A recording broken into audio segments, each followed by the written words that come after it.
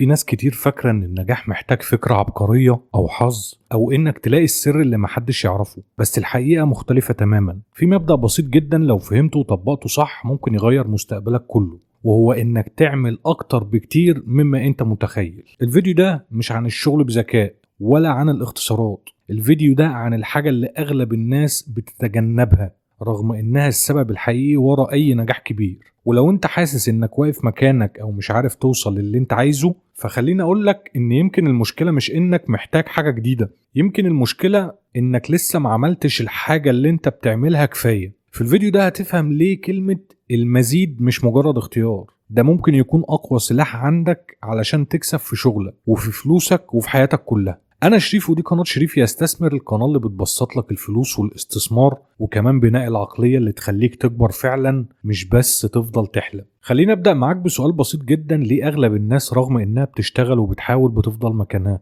الاجابة غالبا مش في قلة الذكاء ولا في نقص الفرص، الاجابة في سؤال واحد الناس بتتجنبه: ليه مش بعمل اكتر؟ اغلب الناس اول ما توصل لحد معين من التعب او الضغط بتقول كده كفاية، انا عملت اللي عليا، وهنا بالظبط بيقفوا ويفضلوا في نفس المكان. لكن الحقيقة اللي محدش بيحب يسمعها ان اللحظة اللي بتحس فيها انك مش قادر تعمل اكتر هي نفس اللحظة اللي المفروض تدوس فيها زيادة، لان اغلب الناس اصلا بتقلل جدا من قدرتها، فاكر انك وصلت لأقصى طاقتك. لا، لسه انت لسه بعيد. المشكلة ان المزيد ده مش سهل ومش مريح وكمان مش ممتع في اغلب الوقت. علشان كده اغلب الناس بتدور على طرق اسهل، يعني بتدور على حيلة مثلا او على شورت كات، اختصار، يعني حاجة اذكى بدل ما تكون اكتر. بس الواقع بيقول ان في مراحل كتير في حياتك الحل مش انك تغير الطريق، الحل انك تمشي فيه اكتر وبقوة اكبر كمان. وعلشان كده اهم سؤال لازم تسأله لنفسك مش ايه هي الحاجة الجديدة اللي اعملها،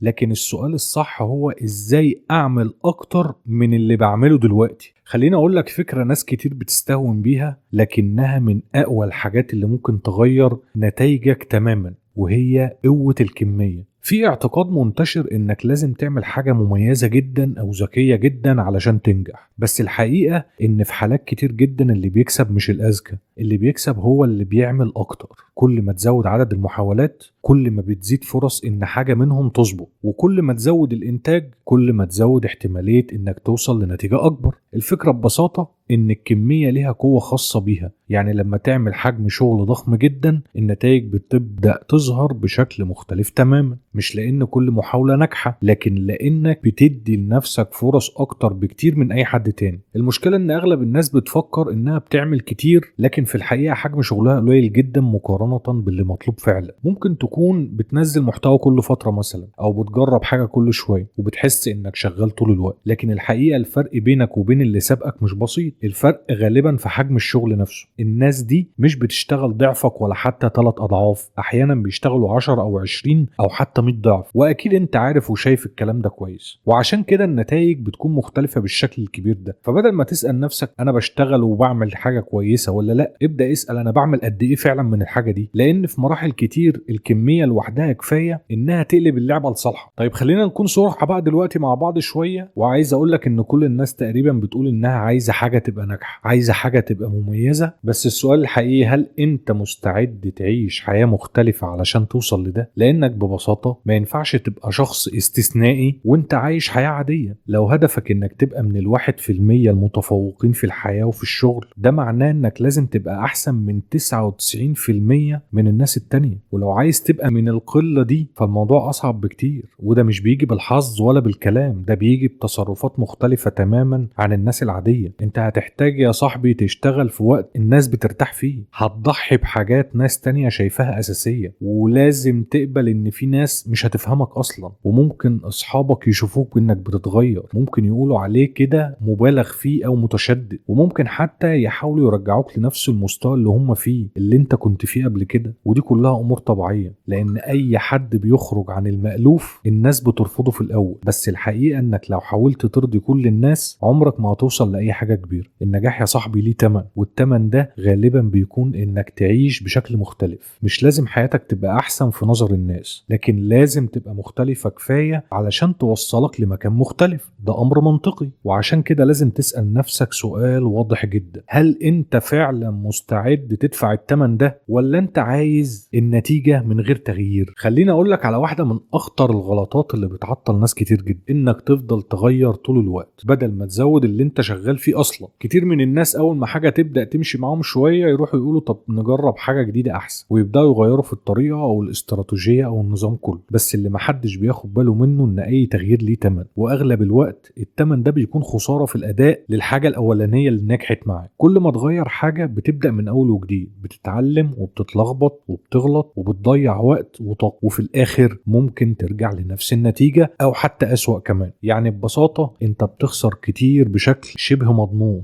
مقابل احتمال صغير انك تكسب حاجة بسيطة تانية. وده اللي بيحصل مع ناس كتير، يفضلوا يجربوا ويغيروا ويعدلوا، لكن عمرهم ما يثبتوا على حاجة كفاية علشان تكبر. بينما الحقيقة ان في اوقات كتير جدا المشكلة مش في ان الطريقة غلط، المشكلة انك ما اديتهاش الوقت الكفاية، ولا حطيت فيها حجم الشغل وعدد الساعات الكفاية. السحر الحقيقة يا صاحبي بيحصل لما تكرر نفس الحاجة مرة ورا مرة ورا مرة، سنة ورا سنة ورا سنة، لحد ما تفهمها وتبقى محترف فيها جدا. التكرار بيبني مهارة، والمهارة بتضاعف النتيجة دايما. لكن طول ما انت كل شوية بتغير عمرك ما هتوصل للمرحلة دي ابدا. وعلشان كده بدل ما تسأل اغير ايه، اسأل ازاي ازود اللي شغال عندي بدل ما هده وابدأ من جديد. خليني طيب اوضح لك الفرق اللي بيحدد مين بيكسب بجد ومين بيفضل مكانه رغم انه بيحاول. في نوعين يا صاحبي من الناس: ناس بتركز انها تطلع اكبر نتيجة ممكنة، وناس تانية بتركز انها تطلع نتيجة كويسة بأقل مجهود ممكن. النوع الاول ده بيسأل ازاي اعمل اكبر نتيجة ممكنة مهما كلفني ده، لكن النوع التاني بيسأل ازاي اعمل نتيجة كويسة بأقل وقت وتعب. المشكلة ان التفكير التاني ده مريح لكنه بيحبسك في نفس المستوى. ناس كتير بتقعد تحسن في تفاصيل صغيرة قوي وتزود نسبة بسيطة جدا هنا، بتحسن حاجة بسيطة هناك وتفضل سنين بتلف في نفس الداير. لكن الحقيقة اللي هتصدمك ان التحسينات الصغيرة عمرها ما هتنقلك نقلة كبيرة. مش هتوصل لنجاح ضخم بانك تزود 5% كل شوية في نفس الحاجة اللي انت شغال فيها، لكن ممكن جدا توصل لنجاح ضخم لو ببساطة زودت حجم اللي انت بتعمله اصلا.